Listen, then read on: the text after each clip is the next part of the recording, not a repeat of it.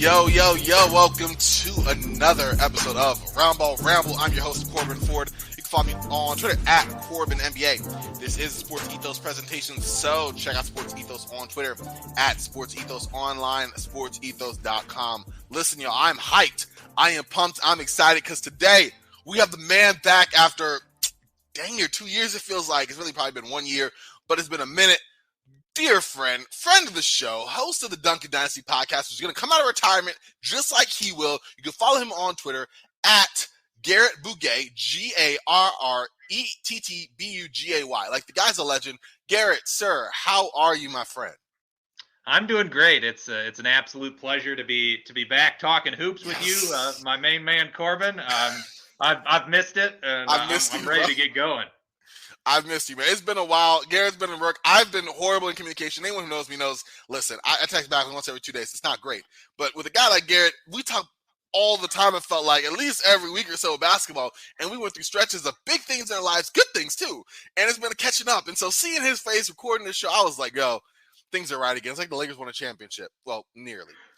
But listen, we are continuing our trade deadline series, and we're going to talk about that in a moment. But before we do that, we just recently conducted a mock trade deadline. I'm sure you heard. We had Stephen Bagel and myself do a multi-part series, 5-part series on this. We had different guests on. One person we didn't have on as a guest was our dear Garrett, who actually was running the Phoenix Suns during this exercise. And so we wanted to throw it to you to kind of get a sense of where you were in terms of what you wanted the team to do, maybe some interesting offers you got back in return, and what you ultimately ended up doing. Because this was definitely a very interesting mock trade deadline that we used all on Sports Ethos. Yeah, I mean, the obvious priority as the Suns was to trade Jay Crowder. He's been, sitting out the entire year, and he's making around $10 million, so you could use him as obviously matching salary, but then the team acquiring him could also utilize a player of his caliber, a starting caliber forward with some good defensive versatility. So obviously moving off of him and getting somebody that can help us right now was one of the key things I wanted to get done. The other thing, like the best case scenario for me would be bringing in a guy who not only helps the Suns win for this current league year, but could be a part of the young core with Devin Booker and Mikal Bridges and DeAndre Ayton and Cam Johnson moving forward. So the first few guys I was trying to inquire about were players like John Collins and Keegan Murray, guys that I thought would be sort of a pretty good versatile forward that would fit next to Ayton and would give the Suns a little bit more size.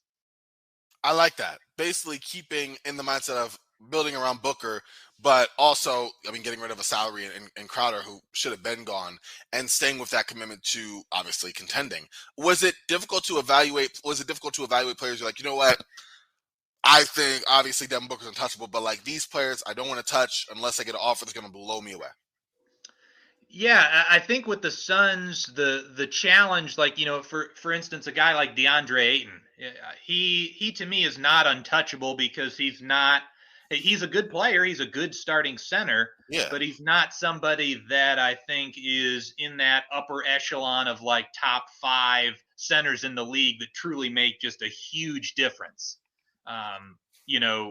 So I was okay with potentially including him in a trade, but the challenge there was I needed to get a decent center back as well as something else. Mm-hmm. And a lot of times I found out like one offer I made included like DeAndre Ayton and a first round pick to our boy Josh Earl with the Utah Jazz for like a Walker Kessler Lowry Markkanen combo. Ooh. So you get that guy that replaces Crowder in Markkanen, but then you also get a center that replaces Ayton as well. But Josh, probably rightfully so, didn't deem that to be enough value. I don't think he really valued Ayton as much as I would have hoped he would.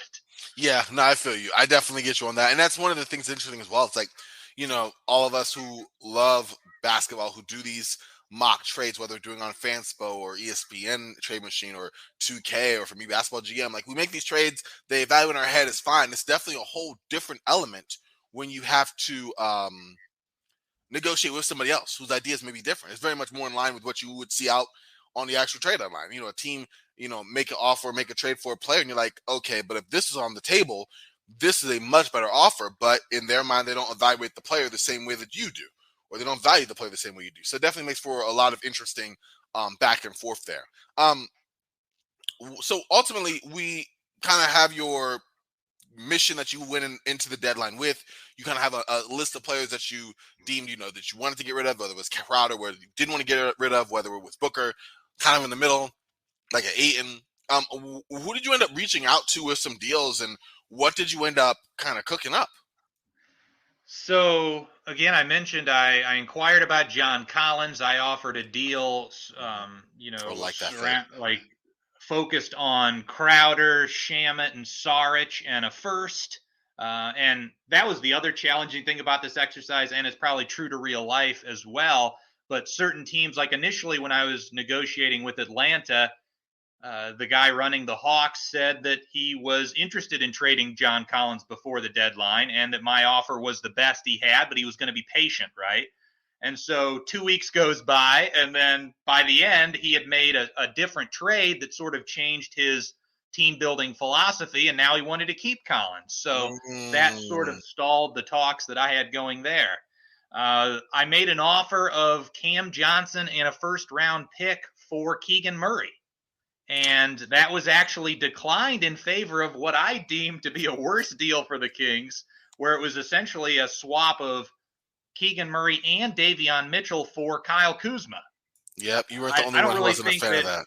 Yeah, I don't really think that Kyle Kuzma is significantly better, if at all, than Cam Johnson is. And I offered a first-round pick, and he didn't have to give me Davion in return. So there were times where there was frustrations where it's like, I feel like I'm giving the best offer, but you're not getting that out. Yeah. So then, as I was saying, my initial thought was to get someone young like a Collins or a Murray to be a long-term piece. But when those sort of failed, I sort of maneuvered into the mindset of, okay, we can get a veteran that helps us more in the short term. And so I sort of shifted more towards Bojan Bogdanovic of the Detroit Pistons and ended up making a big 4-team trade that you were actually involved in. Yep. Listen, for my part, I will say I got some, I guess you could call it cash considerations, and a dairy treat to be named later. So I was proud. It's funny because you made that happen because I've been offered. I ended up, for my part, I'm gonna let Garrett break down the framework of this deal. And this was during the last week of the deadline, maybe a day before, if I remember right. Yeah, just a couple days. Yep. Yeah, this is a big splash before the actual end of our simulation time. But I was pretty much set. I felt like I made my moves. I figured I had to cut a person or two or make a deal with a 2-for-1 just because the amount of players I had on the roster. But I'd been offered, hey, do you want to take, Boban Marjanovic? And I was like, nah, I'm good. And it was like, oh, well, he's a veteran player. And I'm like, well, we have a team mostly veterans, and he's not going to – there's nothing he's going to do is going to fix the mood of Cam Thomas. So, I was like, I'm good. I don't really want him on the team. It'd be a lot worse to kind of just have to get off him, just keep him on the contract. Just not something I was interested in. And then you reached out. We had our conversation, and we had our proposed off-the-table framework of a deal. And after that, all of a sudden, I was a lot more amenable to taking on Boban. I figured, you know what? That veteran presence is going to make an impact. Who knows? Maybe the Nets might have some inner turmoil in the next week and a half in real life that a nice, calming Boban might be able to help. And, I'll get my dividends in Summer League. I'm excited.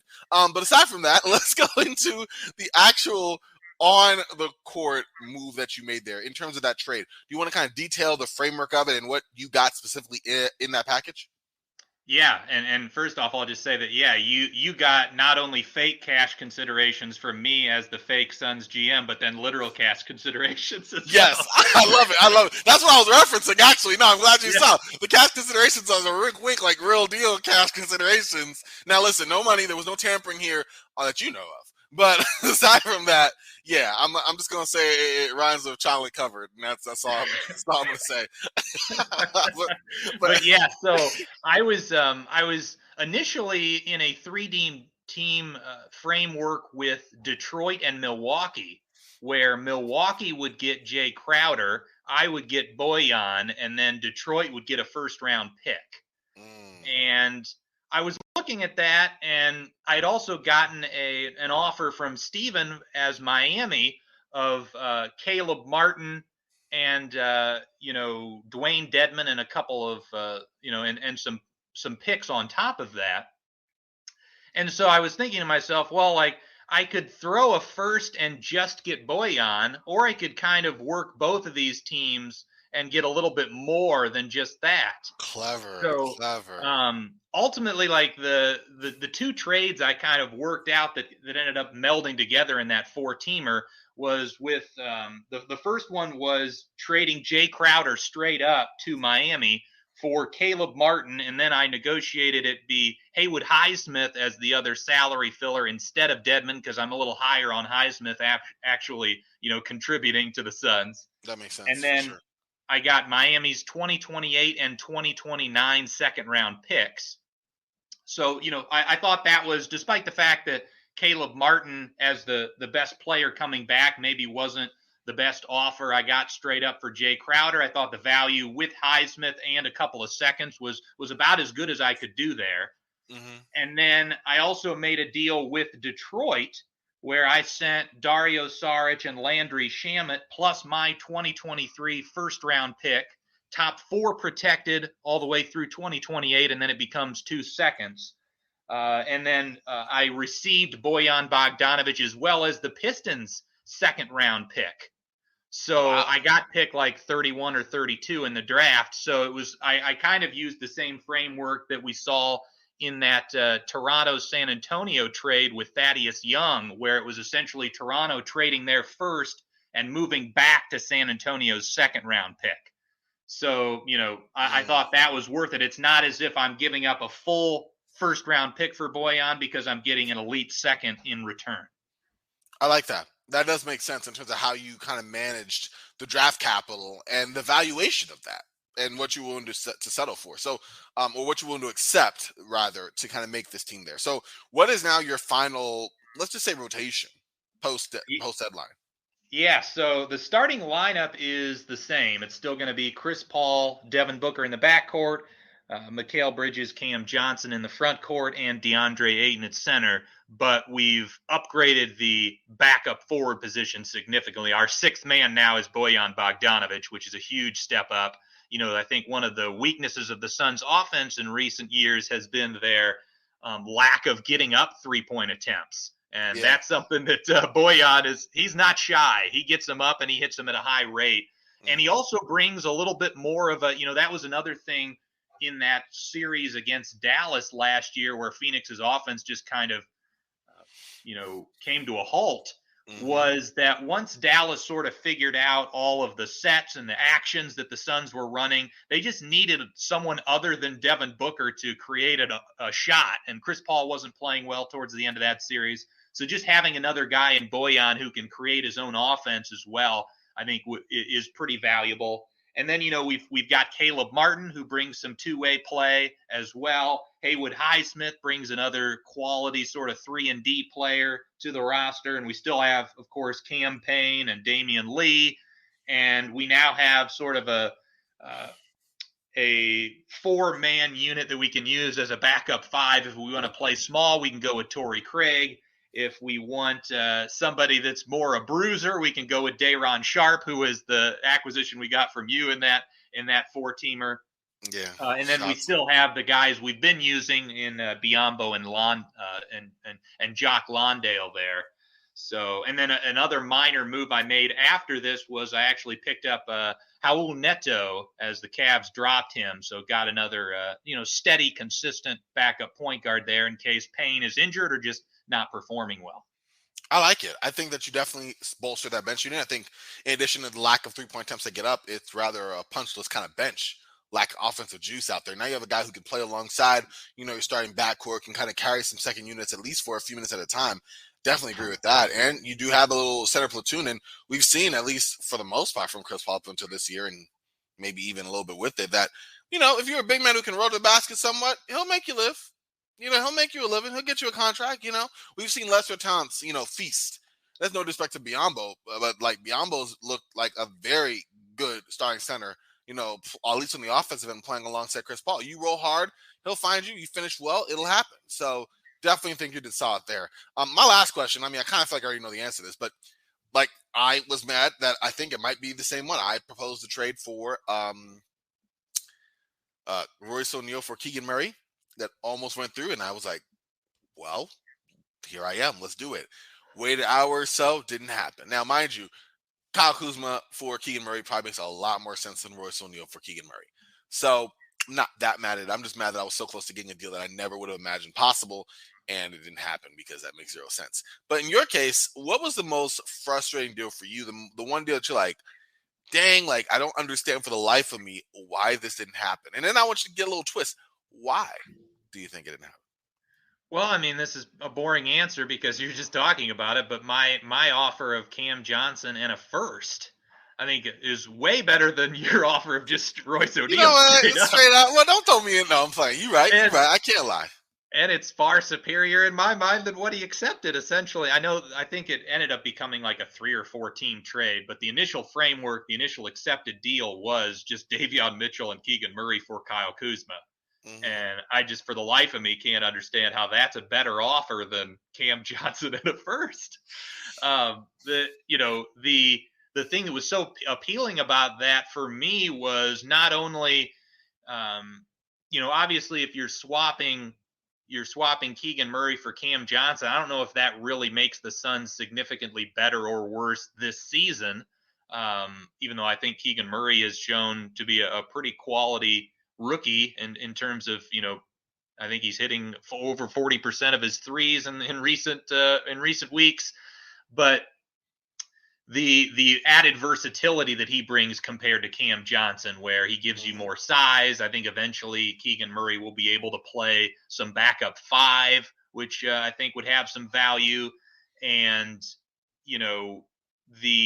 the other thing, too, is the Suns are probably a little bit concerned about having to pay Cam Johnson this offseason. He's going to get a big chunk of cash. So just being able to sort of move that payment down the line and have Keegan Murray on a rookie deal would have been really nice. And I still would have had the likes of Crowder and Saric and Shamet to make additional moves on top of that. So that was the one that I was a little frustrated didn't end up happening because it felt like I was right there in the ballpark for that. No, I feel you on that. I definitely think your offer was better.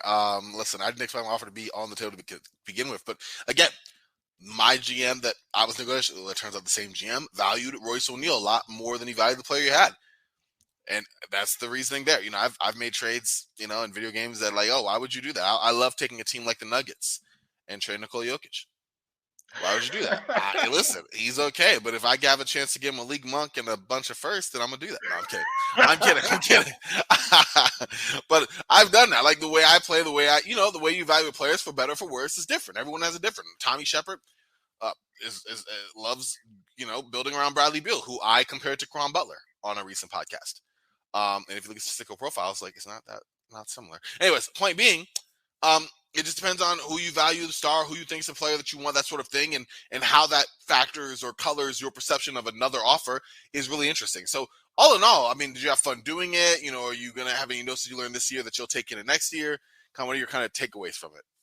Yeah, I had a lot of fun. I feel like I was maybe more active than I think the majority of the people on there, and I think what a lot of the negotiation, or at least the conversations that happened that were initiated by others towards me, was essentially just like, what are you thinking about Jay Crowder? It's like, whereas I'm coming to these people like, here's a deal, like the construct of a deal here, and what do you think of that? It's I had a hard time, like when someone says, well, what's the Jay Crowder situation? I'm going to trade him. That's the plan. Like what did you though? We're going to keep him. We've changed our mind. He's going to start for us. Like, no, obviously, yeah, you were coming with actual trade deals where I think you had a lot of people that were kind of gauging and just felt a lot more comfortable testing the water so much. or so to speak, or inquiring, and then later on you could say we had a conversation, you know. Or yeah, So or other teams were like assuming the strategy that you were taking without you saying that. I had the mhm. guy that was running the Lakers wanted to do another another Russ for CP3 swap, and said that because Wow. at the moment I think like 7th or 8th in the West or something like that. I'm like, well, we're 2 games out of 4th based on how the standings are. And Devin Booker's been out for a while, and we're going to be adding ammunition with the Crowder trade. So I'm still feeling pretty confident that the Suns are going to be a playoff team. We're still buyers. We're not sellers. And I said to him straight up, I'm like, well, if you want to come with me with the 27 and 29 picks unprotected, I'm happy to consider it. Wow, there you go. See, but you play hardball too much, bro. See, I couldn't negotiate with you. No, I'm playing. We end up doing a good job ourselves. But yeah, I agree with you. I agree. And it's interesting because, like you said, you might think for the purpose of your trade that this is something that makes sense. And it's like, not really. Not for me. Not for where I think our team is. And that's important to evaluate. So definitely with you on there. But from one trade talk to another, we go from the simulation world of the Sports Ethos Mock Trade Deadline to the very real world of the Denver Nuggets as we look to how they will operate during their trade deadline. And they're interesting right now. I'm just going to throw it to you. What are your thoughts on this Denver Nuggets team? I guess real quick, I can kind of run through just the basic stats because they're a team that's been very interesting. Shout out to Bones Highland.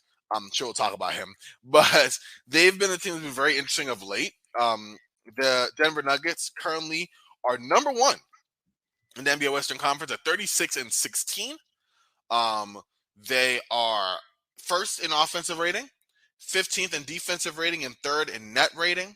Nikola Jokic has been putting up, once again, MVP caliber numbers, 25 points per game on 63% shooting, 38% from 3, along with 11 rebounds and 10 assists. The dude is doing Russell Westbrook numbers, if I can get away with saying that.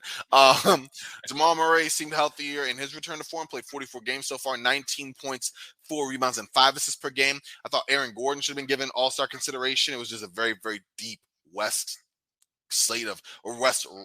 roster of candidates, but Aaron Gordon, 16, just under 7 rebounds and 3 assists, but he's been very important to the Nuggets and one of their healthier players overall, aside from Bruce Brown and Contavious Caldwell-Pope. Michael Porter Jr. has been playing well, shooting at a 41% clip from 3 on just under 7 a night. Like, they've had really good play from a lot of their guys and a really great schedule, as you can see, or really great. What I'm trying to say here. They've won a lot of games. There you go. That's what I was trying to say, okay? They've had good results. There we go. Now the sentence comes after I adapt it. But the point being, underlying that is an interesting team with apparently maybe a move most certainly on the horizon if Twitter and rumors are anything to be considered. And so this is just the numbers. I'm going to throw to you, Garrett. What do you think about the Denver Nuggets? What is your outlook on this team pre-trade deadline? I mean, I think it's safe to say, as you said, they're number 1 in the West. I think they have got a 4-game lead over second-seeded Memphis. They're a legit title contender. I think there's no doubt about that. Their top 2 players, Nikola Jokic, is looking like he is on pace to win his 3rd consecutive NBA MVP award. Jamal Murray, after again being kind of limited, not playing in back-to-backs, and slowly working himself into shape. He looks pretty close to what pre-injury, pre-ACL injury Jamal Murray, which is a really good sign. Aaron Gordon has continued to be just a perfect fit for this basketball team. And their 2 acquisitions, the 2 key acquisitions in the offseason in Contavious Caldwell-Pope and Bruce Brown, I think they've been perfect fits for this roster. So, Michael Porter Jr., you can say maybe he's not quite looking as athletic as he did prior to, just a couple years ago, but he's shooting the heck out of the ball. He's still providing that 3rd scoring element for this basketball team, and also just having that size and that, I'm putting it in air quotes, secondary rim protector for this team. So, that top 5 or that starting lineup of 5 guys plus Bruce Brown, that's about as good of a top 6 as anyone has in the entire NBA. So it really comes down to, with this trade deadline and buyout season, just filling out those 7, 8, 9 roles and getting a team that you feel very confident about come postseason. And that's where all of the Bones Highland rumors are stirring. Yeah, and Bones Highland, I mean, it's been a very interesting saga on Twitter. If you follow, you had first Jamal Murray put out some passive aggressive maybe. Well, no, there's no maybe in it. Some passive aggressive shots at Bones about playing time and earning the time, and we're a team that doesn't need distractions, trying to win a championship, all that stuff, all well and good. And apparently, he's had responses from Bones Highland's sister and his friends. Nothing from Bones, although he has unfollowed both the Nuggets and, of course, Jamal Murray on Instagram for whatever that's worth. So there's definitely been some tension there that seemingly erupted out of nowhere. Yeah, and beyond all of the drama, I was curious to get your take on this, Corbin. Just the idea from a basketball perspective, and I'm guessing you're a Bones Highland fan, just given the types of players that you enjoy watching. But the idea that, like, okay, let's trade Bones for another wing and make it so that Bruce Brown is essentially our backup point guard, and that Jamal Murray and Nikola Jokic come playoff time are going to be responsible for 100% of the team's shot creation. I'm curious your thoughts as to just that as a philosophy to win at the highest of levels. Basically saying, okay, if we take out the defensive liability that is Bones and add another guy that can be strong on that end but doesn't provide that explosive scoring, does that actually make them a better basketball team? I think that's interesting. My basketball philosophy skews a different way. I definitely like those scoring wings, those scoring combo guards that can they lean more toward their own shot than others, but they can get them involved. The classic 27, 6, and 7 type guy, like that's the kind of player I want. A bigger size wing who can create for himself. That's what he's looking for.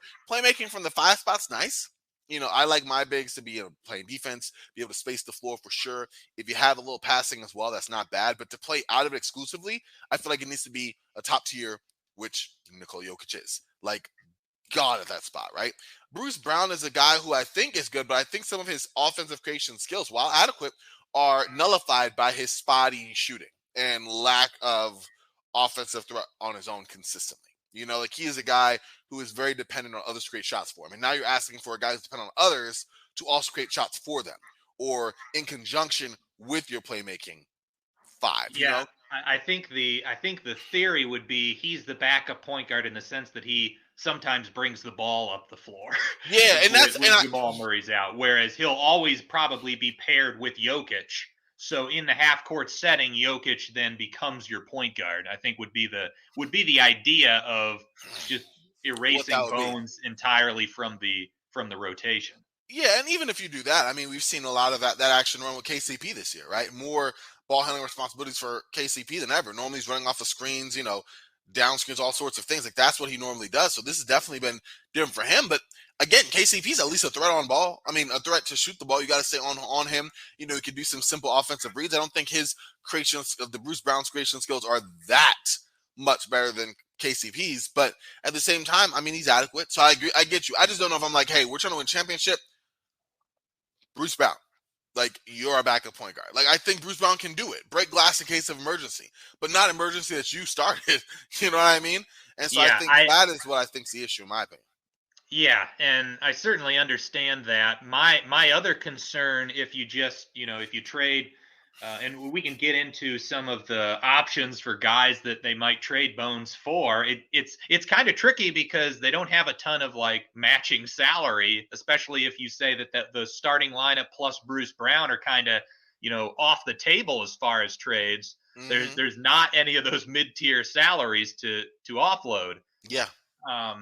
But like you look at the Warriors run last year, right? Like Jordan Poole wasn't a consistent playoff performer, but he had moments for them where he swung games, right? And when you rely just purely on Steph and Draymond, sometimes against certain opponents, that might not be enough. You occasionally will need that third playmaker. And that's what concerns me with Denver is not only like, okay, if Jamal Murray or Nikola Jokic has an off night, if you have a guy like Bones and he has one of those days where he's hot and hits 5 threes, that can sort of make up the difference and get you a win when you otherwise wouldn't. Whereas if you have him, if you ship him and just get another sort of 3-and-D archetype, Mm-hmm. you are so reliant not only on, Jokic and Murray's usage being really high every night, and that can be exhausting in its own right. But yeah, Yeah. if one of those guys is off, you might struggle. And you also have less offensive diversification. That wild card can sometimes be nice. Having a guy who to answer your question, I think I'm actually not the biggest Bones Highlands fan. I think he's okay. I think he's a decent enough. He's like an undersized kind of in terms of his build, scoring point guard who I think shoots well enough on ball, but I think would need a higher responsibility or higher load of offensive responsibility than I personally feel comfortable giving him consistently. He's not a Tyrese Maxey to me. You know what I mean? Right. Where I feel like Tyrese Maxey is more of a guy who's capable of doing that, or even like a Colin Sexton, like who could do more of that. I'm not saying I'd like those results, but I'm saying I feel more comfortable in those results being something somewhat consistent than what I've seen from Bones. Bones is nice, but with that being said, you do have someone who I call them the wild cards. They're a guy who, yeah, they're offensive minded, but they can come out and go out for 30, in a game and really change the complexion of it. We saw with J.R. Smith before, we've seen with other guys who all of a sudden we're riding that out of hand. And yeah, 9 times out of 10, you don't want the ball to be in their hands come crunch time, but if they're on one, then it's good to go. I saw it last year with the Lakers with Malik Monk, a guy who, yeah, they're scoring focus, but every once in a while they can change the complexion of a game because they're on fire. And that is something they can, they shoot the ball well. They got off the dribble juice. They're creating their own shot. They're able to play off with double teams, play off of actions. And more than all of that, be a threat that forces the defense to have to focus on them in addition to your stars, which relieves pressure off of them. So, yeah, I think you lose that with Bones. I mean, listen, KCP's can get hot. Absolutely. He's not going to go off the dribble with the step back three. That's not his thing. You know what I mean? Bruce Brown, he can get hot. That means like 3 threes. You know what I mean? That's not like this is what I mean. You're not seeing that. You're limiting your ceiling offensively in doing that while also funneling more of that pressure on guys who either A, already had that role and don't need an uptick in that, or B, aren't used to that role and have to shoulder more of it. So I don't know. I think it's going to be interesting. But you mentioned potential Bones trades. I guess that kind of will bring us to our next question because we're already kind of into it. Aside from Bones, because he's there, who are some other players that you think are tradable or most likely gone? So other players outside of Bones, I mean, honestly, again, I think anyone on the roster outside of that those top 6 guys we talked about, I think could be traded. Not only for salary matching purposes, I think Jeff Green is a guy that the Mike Malone and even that front office likes, but he's also, I think, making a little over $4 million. So if you want to get somebody in that $6 to $8 million range coming back, you probably have to include someone like Jeff Green.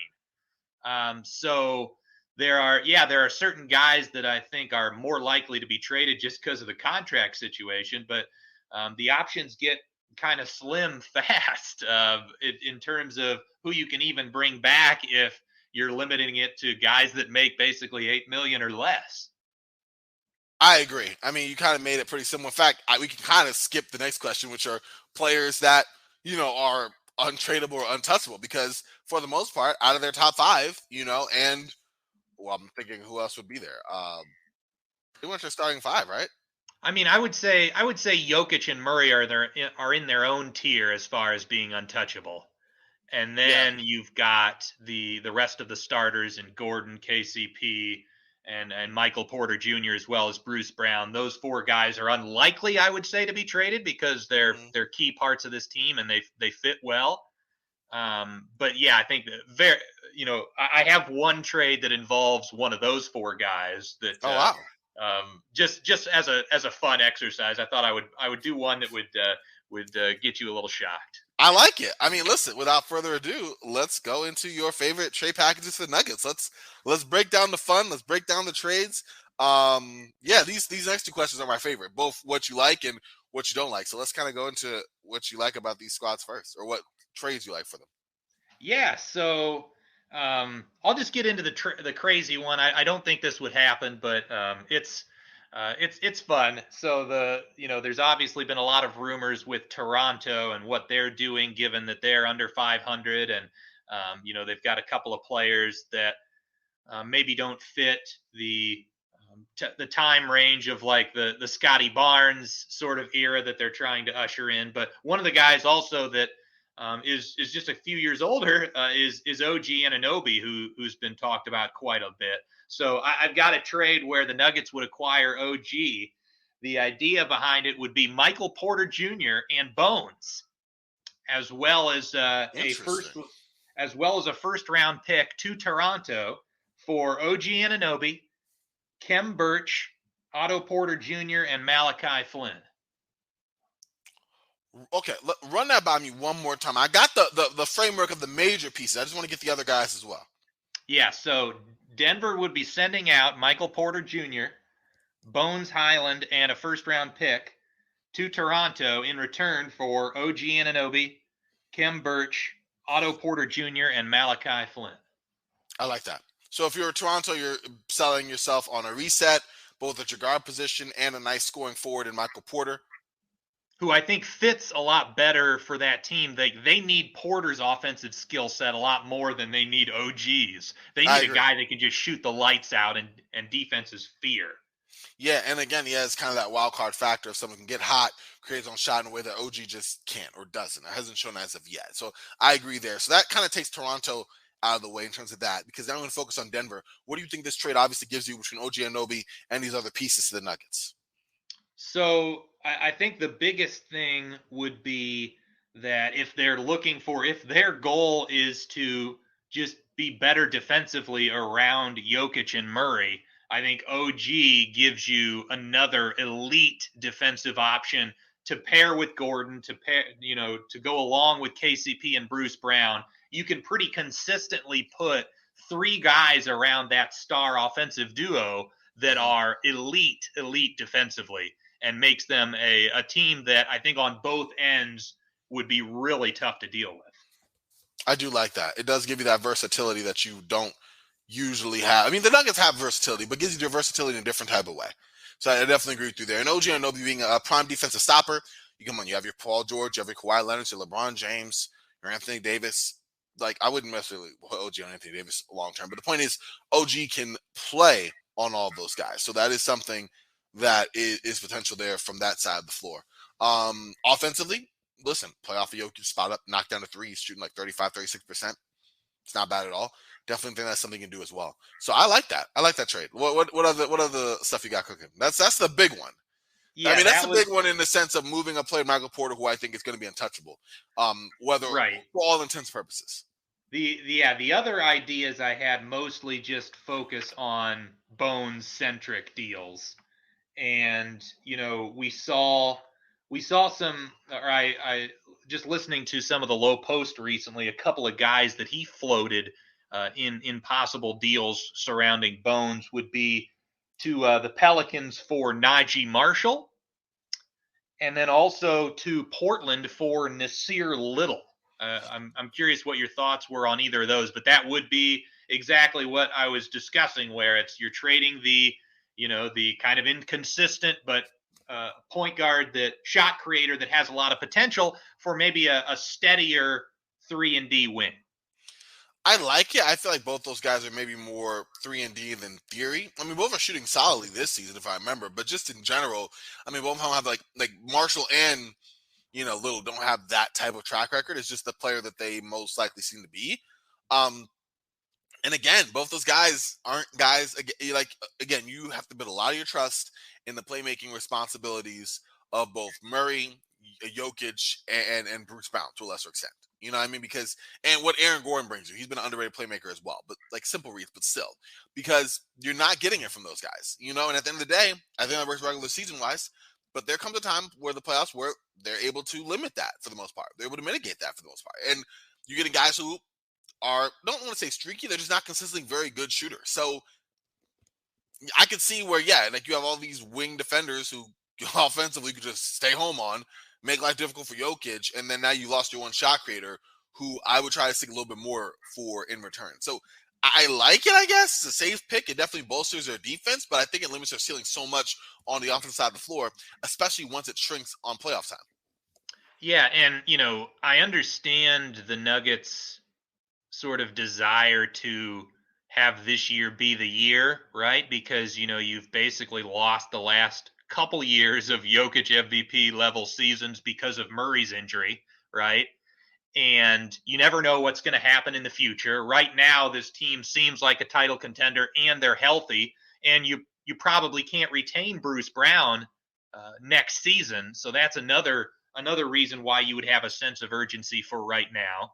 But the other downside of trading Bones for one of those guys I just mentioned is that not only do you lose some of that shot creation, but you lose the potential of what Bones can be in 2 years, and maybe if you have a situation where Jokic isn't quite at the same level or Jamal Murray isn't quite at the same level for whatever reason, but then Bones gives you that ability to, okay, but if he's, gotten to the point like what Jordan Poole has gotten to, where he's the borderline all-star territory, then, that can sort of offset things. So it's a challenge. Yeah, and the other issue again with like even coming up with I have 3 more names that I came up with myself, but the challenge of even finding guys is that if you're looking for a wing and you're looking for a guy that doesn't make a lot of money so that the salary matching is easy, they're not going to be elite wings because those teams wouldn't trade those guys, right? Yeah, exactly. So it's got to be a lower level player on the wing. So the other 3 guys that I just had considered that were possible options here, I had John Conchar for Memphis. I had Amir Coffey for the Clippers, and I also was considering Chris Duarte out of Indiana. Those were the other 3 names that I could come up with, but I was curious if you had any. I mean, good and well that I had Chris Duarte is one of my guys. Chris Duarte is one of my guys. I thought, listen, maybe if you're looking for, it's an undersized scoring guy. Maybe you can see what you get for him. I like Alani Walker there. Offensively wise, I think he's someone who's definitely coming on the defense side of the ball. If I'm the Lakers, I'm looking to keep him, but who knows what they're going to do? You know what I mean? And that's somebody that I think could maybe not run offense for you, but definitely has a guy that can go off, a guy that can be, kind of be what's the word I'm looking for?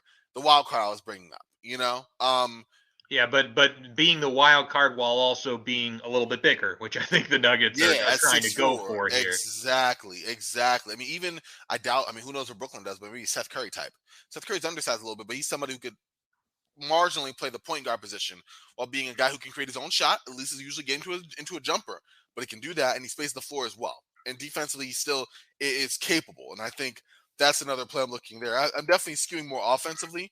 I like him. He's still a little in theory. I like the idea of that for sure. And that's probably, again, those types of guys. Maybe even Denny Avija. A guy like that, who not really the greatest of shooters, but brings some defense, can shoot a little bit, also brings some underrated playmaking as well. Definitely circling Washington for a guy like that. Like that's what I'm looking at primarily.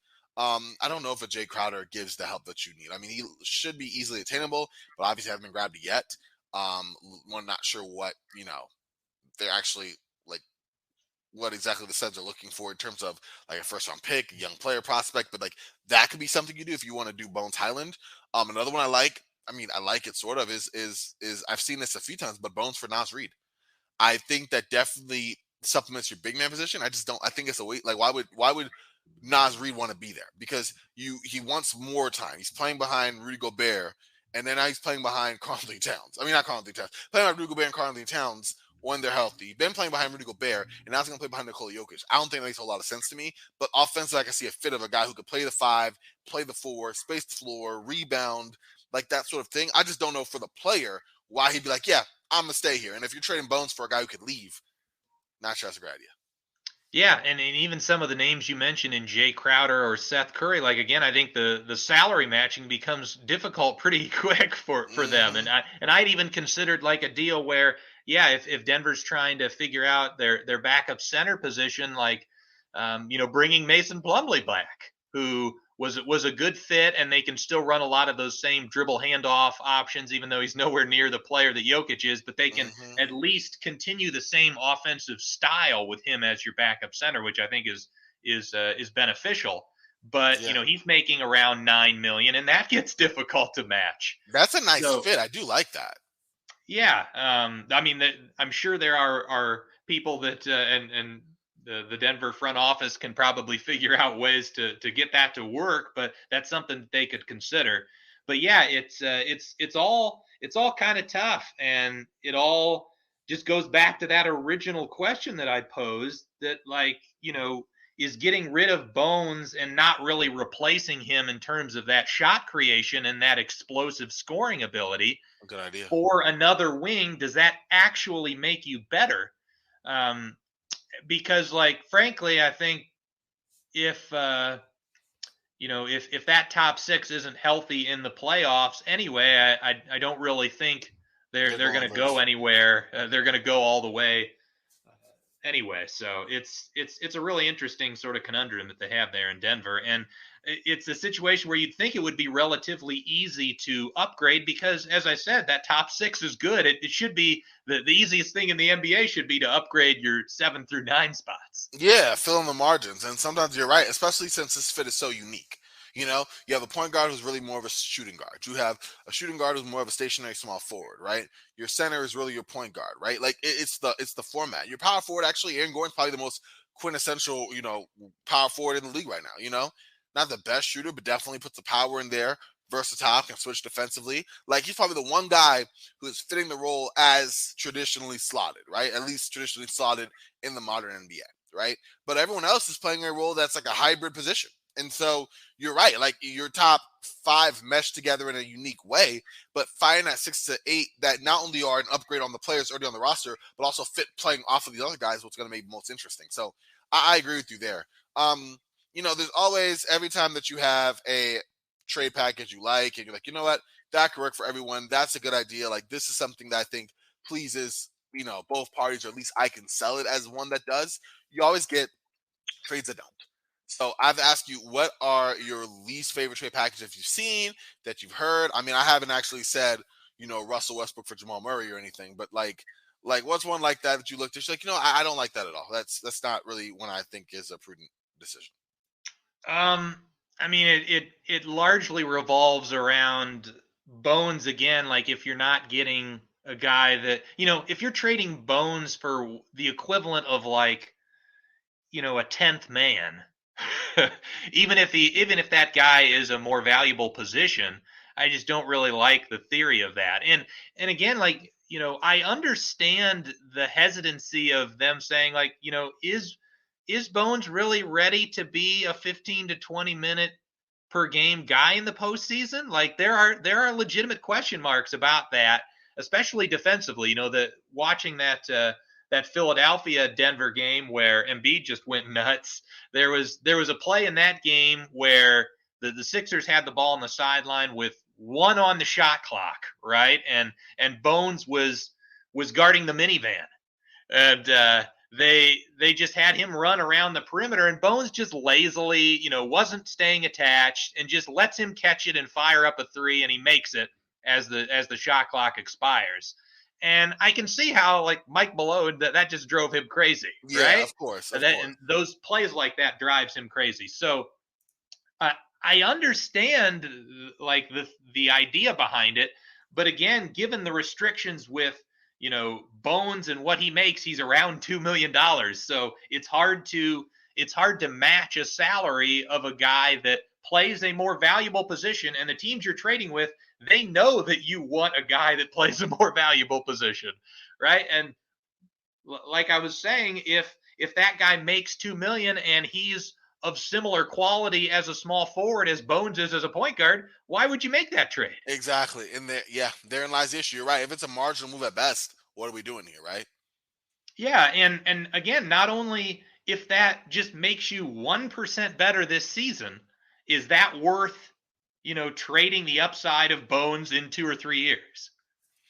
I don't think so. I think you're right. I don't think so, especially with what he could become. And maybe you just say deal. I mean, I don't know. Do you think the Nuggets get to a spot where they go, just deal with it?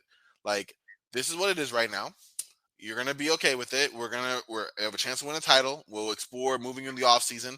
Do you think that craters the locker room? Do you think that causes an issue that can't be like derails where they're trying to go this season? Like, what do you say if they're like, hey, you know what?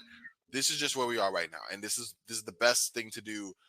Is not move you like Kevin Durant with the Nets trade. Like, we're not gonna find adequate value for you, so it's not gonna happen. I'm sorry, at least not right now.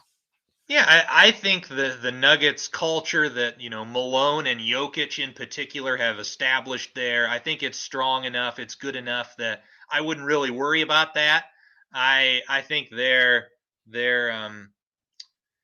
internal structure is sound, and yeah, Bones probably would prefer to have a bigger role. I think most players his age that are playing limited minutes and sometimes do not play coaches' decisions. I think those guys do want to be in a situation where they can really prove themselves and show what they can do. I think that's natural. Do I think he's in a situation where he's a locker room cancer like a Kyrie Irving? No, I don't think so. But it'll be fascinating to see how this all plays out because, as you said at the beginning, there are a lot of rumors circulating surrounding Bones specifically, and you would have to imagine Denver again in the place that they're at. If there was ever a time to make a move that you feel can further cement your ability to be the favorite to win the NBA championship, you should do it. Yeah, I mean, I agree completely. It's kind of just where the black and white of it. You're a team that right now is sitting not sitting pretty in the Western Conference, but you're in very good position to really have your best kind of pathway to the finals that you've had in the Nikola Jokic era. You know what I mean? Like, this is really it. A wide open West. Nikola Jokic is still playing at all-star level. Well, not playing at all-star level. Forget that. Playing at MVP level, rather.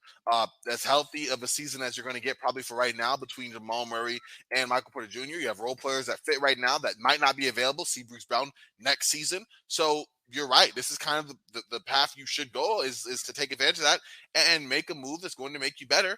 And if that means not making a move because you have a good spot and just move around the margins, and then do it. Just because someone's like, oh, I got to leave. No, like, simple. Like, that's just what it is. That's how you say, I like a trade. No, and just say it just like that. No, I'm playing. Don't do that. But the point being, I definitely think the Nuggets are in a prime position come trade deadline to evaluate the market, see what makes the most sense, and kind of go from there. And that leads me to my last question for you, Garrett. What is your prediction for the Nuggets? Are they a team that is active, reactive, or are they staying pat? I think they're going to be active. I think they're going to, and when I say that, that might just mean one or two seemingly sort of minor moves, but I think they're going to do something. I just don't know exactly what it's going to be at this point. But yeah, I think the front office rightfully believes they're, one or two sort of minor upgrades away from being where they want to be. And yeah, I have no reason to suspect they won't try to actively pursue that. I don't know why I muted myself when I was going to speak right there, but no, I agree. I think that is one of those things where why not? Go for it. This is the best opportunity you're going to have. I just said that. It's going to be the best opportunity you have to really go and solidify yourself at the top of the West, right? Right now, Suns still kind of ailing. Nuggets are right there at number one. You have, of course, the Warriors who are still struggling. You have I was going to say my Lakers. Ha, ha, ha. You have the Clippers who look good when Kawhi and PG are healthy, but even then they can be beat. They look really mortal. They have to make some trades. They have to upgrade their center spot. Well, not upgrade, but back of their center spot, upgrade their point guard spot, deal with the lack of cohesion that they've been messing with. Like, there is a lot. You look at every team, Dallas Mavericks, like, aside from Luka, help. HELP, bold. But don't write on the mural because then your owner will get upset at you. Like, there are a lot of question marks for every team. Pelicans, look dangerous, but let's see about getting Zion back healthy and Brandon Ingram looking like he did last year, right? Look at the Grizzlies. Look good. Offensively, I don't know how they're consistently going to operate in a half-court structure with this team. I think there's less shooting on this roster than there were in years past. I think the injury risks or injury concerns are still a very, very real deal. And I think that they've been inconsistent. Like, they can pour off, 6 straight wins and say that we don't fear anyone but the Celtics, and then lose 4 in a row. Like, Yeah, it's I kind of think what I think Memphis is in a pretty similar place as Denver, where you can say I like especially our top 2 or 3 guys. I feel pretty good about our top 5 or 6, but we could make an upgrade for that 7th, 8th, 9th guy, and I think Memphis even has more trade assets as far as draft picks and stuff than Denver does to make something like that happen. So. Yeah, I definitely think, given how open the Western Conference is at the moment, you're going to be seeing some teams going for it. And you might even see some teams, surprisingly, that are right now maybe in 11th, like the Pelicans, that might actually still be making some win now moves. Definitely agree with that. It's going to be interesting to see. And we got less than a week to find out. I'm so excited. Garrett, we're going to have to do a live trade reaction, something like that. Like I said, it's a day. I'm not going to say it on air because, who knows who's listening. But it's a day I take very seriously. That's all I'm going to say. But, Garrett, my friend, this has been fun to get you back out of retirement. And we kept it in a nice, tidy hour. Like, real yeah, solid. That's short for us. That's pretty good. That is. That's efficient. That is efficient right there. That's what I'm saying. He's back like he never left. This ain't 45 Jordan. This is 23 Jordan. We're gonna have a long episode. We're gonna have plenty more coming. I'm excited to get into it with you. But listen, we're getting you back. This has allowed me to reintroduce myself. This is your moment, Garrett. Let the folks know where they can find you, where they're gonna be able to find more of you. Like, we're here for it. Yeah, mostly you can just find me on Twitter at Garrett Bugay, and I'll be, talking and tweeting about various trade deadline stuff as well. And I've got a couple of non-basketball things in the works with some end of 2022 year lists where I've got the best of TV from 2022. That'll be out on my blog. I'll post that. And then I've also got a best of 2022 in video games podcast that I'll be releasing on Duncan Dynasty. So and that both of those will be out this week. So keep an eye out for that. The hair on the back of my neck just stood up at the words Duncan Dynasty. It has been too long, my friend. Garrett, thank you so much for coming on. I can't wait for us to hang back out. Literally, Tom's going to fly in a minute before we do that. Like, it's going to be quick, and Vegas will be great. I'm excited. Yeah, until then, man, listen, we'll be doing a lot more pods and talks and texts. We're back. Like, it's going to be great. But listen up. This has been an amazing episode, amazing time, as always. Definitely make sure to check out Garrett. Like, literally, one of the great basketball minds I know, hands down. Like, I got, 3 guys that are, in my head, like that are great basketball minds, but also get my unique basketball mind. There's a difference there, okay? I'm sure there's plenty of others who don't understand it, but Garrett is seriously one of my dear friends, and I definitely appreciate him. So definitely check out his work and have a conversation with him. He's really good. Also, Sports Ethos. Check them out as well on Twitter at SportsEthos Online, SportsEthos.com. Right now, still doing the fallout from the massive mock trade deadline that we did. Every team has links with every move that they made and the money they had to work with and all that good stuff. So see the magic that Garrett was able to make happen. See what I was able to make happen. We'll talk about that on another episode with Garrett very soon. But all of that is there for you, as well as basketball, baseball, football content, fantasy football or fantasy sports, gambling, disc golf. That's the thing. They have it. So all of that. Check them out there on Twitter at SportsEthos Online, SportsEthos.com. For myself, if you're so inclined to follow me on Twitter at CorbinNBA, do appreciate it. Any conversation, I'm there for it. Basketball, NBA, WNBA, we know where it's at. So definitely make sure to do that. And all of that being said, listen, it's time for us to make like an egg and break. Nope, that's not what I meant to do. We'll workshop it. Until next time, for Garrett, for myself, we are Frosty. Y'all stay frosty, and I will talk to y'all. Bro.